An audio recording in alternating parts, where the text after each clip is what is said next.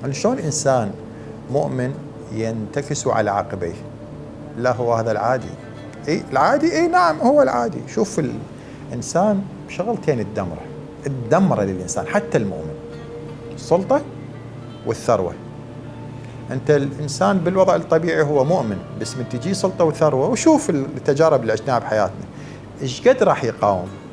جدا صعب يقاوم، جدا صعب. لذلك الرسول صلى الله عليه وآله وسلم شو يقول في حديث خطير يخوف كلش؟ يقول: آخر ما يخرج من قلب المؤمن حب الرئاسة.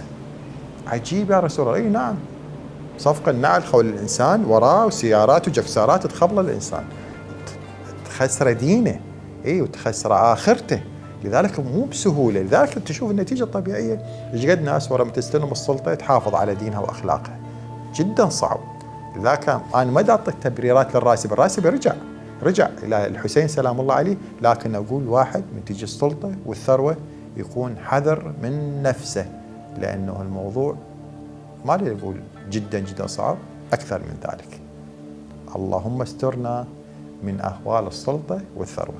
السلام عليكم.